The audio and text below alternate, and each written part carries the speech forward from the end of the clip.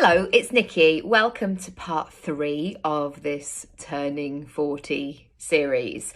I hope you're getting lots from it. If you missed the first 2, you can of course go back and listen and watch and follow along. Okay, the number 11, ask more questions and have a beginner's mind. In my life and my business currently, and I guess if I looked at any stage of my life, I am doing things daily that I've never done before.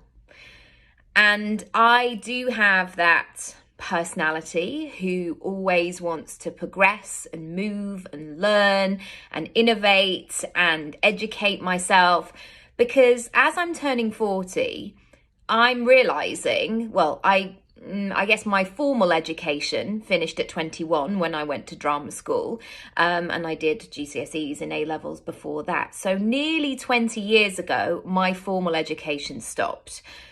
But in that time, I have invested in myself so many times, from books to podcasts to courses to diplomas to retraining to I guess workshops that made me feel uncomfortable and push myself out of my comfort zone.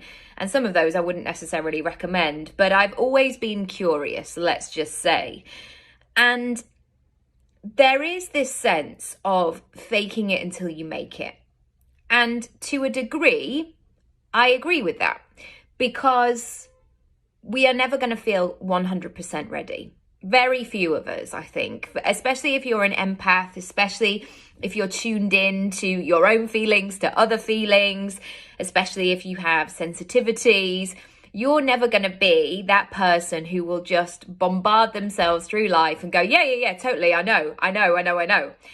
And yet, it can bring up shame or embarrassment or a sense of insecurity if you don't know all the answers.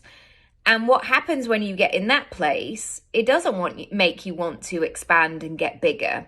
It wants you to retreat, because as soon as you bring up those feelings of insecurity or shame or not knowing the right answer, basically your brain goes, oh, brilliant, these old feelings again. Let's bring up some old memories where you really felt like that, and let's pull you all together and have some kind of toxic little meetup here. Let's do that. And so as I've gone through, I guess always. I don't know why I'm changing really, but I think it's just as you get older, I think sometimes that pressure to go, gosh, I should have figured this out by now. Like, why am I still questioning this? Or why don't I know the answer to it? I thought it would be easier by now. I mean, I know why, because I think when you were 18 or just before you became 18, it was that sense of like, well, you're an adult now and you're going to know all the answers. And actually, that's just when the questions started to begin. So number 11 has been about asking more questions and having that beginner's mind and not being afraid to ask. I see it and I don't watch it anymore because there's lots of things that I don't agree with the show about. But The Apprentice, sometimes you'll see people who really operate in that frame of mind, like, yeah, I know. Yeah, I know. Yeah, it's all right. You don't have to tell me. And then 5 minutes later, you start to see the catch-up plan or things unraveling because actually they don't know. And what they could do in that moment, and Brené Brown is a brilliant person to follow on all of this chat around vulnerability and boundaries and trying to do better and all of that. If you begin with a beginner's mind and actually say, I don't know the answer. Do you know the answer? It puts you in a forward motion of thinking, right, who does know the answer? Where can I find this out? How can I become more self-sufficient? How can I ask better questions?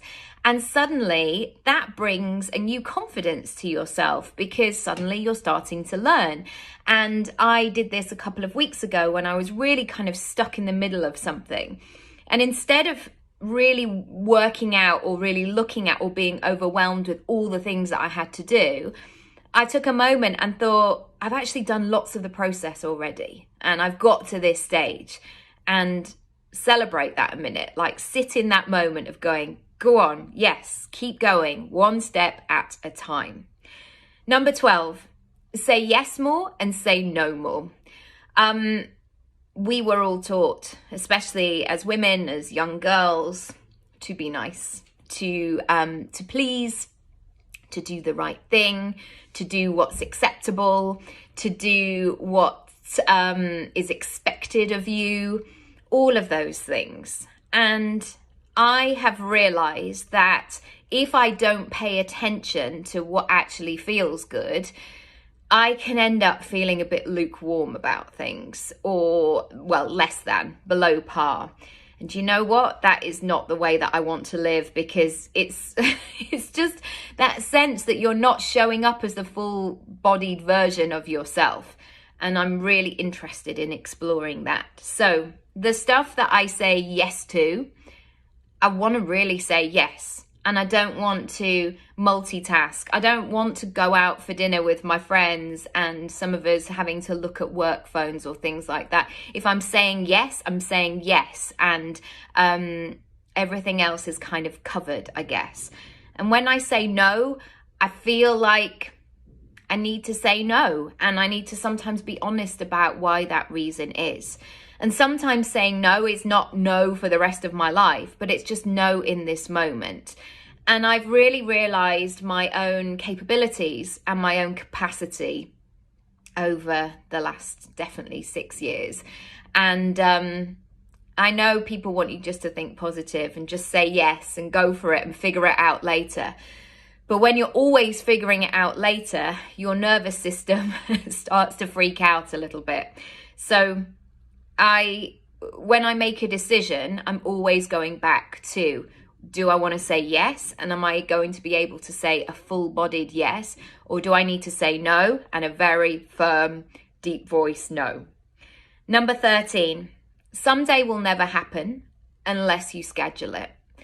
I am very aware of 40, that maybe I have less years to come than I've had. And this maybe midway point, who knows? I mean, I might be one of those Guinness World Record people who's alive and running marathons at 127. Who knows? But this notion of someday soon, yeah, I'd love to go there one day. Or when I retire, or if I win the lottery. You know, these sort of blanket phrases that people say. And I realize as the years go on, unless I actually commit to something and schedule it and say, right, this year is the moment that I'm going to do the thing, and this is what I need to do in order to get there, it's never going to happen, because nobody cares about you. Oh, I mean, this may sound harsh, so I'm sorry if it does, but nobody's going to care about your life as much as you do. And no, even though you think, oh, everyone's got an opinion, nobody's really going to do that legwork. So if you want to go traveling or start that business or do something or create something, start now and schedule it. Even if you have no idea how that's going to happen. You know, if the dream is to, I don't know, travel across Southeast Asia, start to look at what that route actually looks like on the map. That's something that you could do right now. So instead of thinking, well, I don't know about COVID restrictions, I don't know how much it would cost, or I don't know, what would I do? Just start to look at it and bring it in and spend some time with it and pay it some attention. Number 14, the power of a reframe. This has been really useful in my life because I can be really critical of myself, of what didn't work or why it didn't work, or again, that voice that I was sharing earlier of like, you should have figured this out again. Like, why are you in this situation again? How has this happened? I can be really self-critical, and I can really, just not be kind to myself. And instead, over the last few years, I've been really working on the power of a reframe. So the fact that something didn't work, great, it made space for this. And really spending time with what steps brought me to this moment. So instead of saying, well, by 25, I should have done this, and therefore 15 years later, I'm 15 years behind on that goal, I have to look at the other blessings, I guess, the other things that have happened, and also see it as an opportunity to dive a little bit deeper and to give myself that grace and kindness that you couldn't have done that, Nikki, in 2016 because you were doing this, this, and this, and this, and you can't do everything at once. And I don't know where that comes from, that sense of like, I've just got to do it, because everything needs a bit more time and probably money than you think it does. Number 15, a question that I have always asked myself from being a little kid, and maybe again, this is the actor in me or the people watcher, is I like to try things on, and not literally, but I often found myself asking myself this question of, would I like that? So, you know, when you used to, I don't know if this is the case for you, but I quite often, as a kid or as a teenager, I go into the town centre on a Saturday, and you could meet so many different people. You know, it's a small town, and you'd bump into somebody you knew.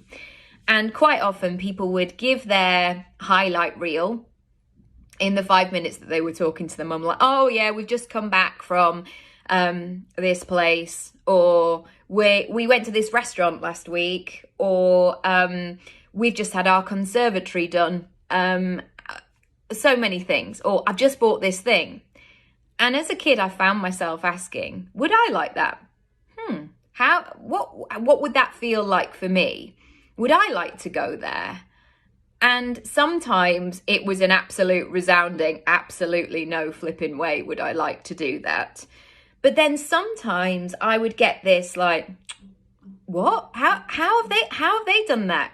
You know, that kind of spiky thing, which is not particularly nice sometimes, where you might feel a bit jealous of that person. Like, I want to go there. I want to do that.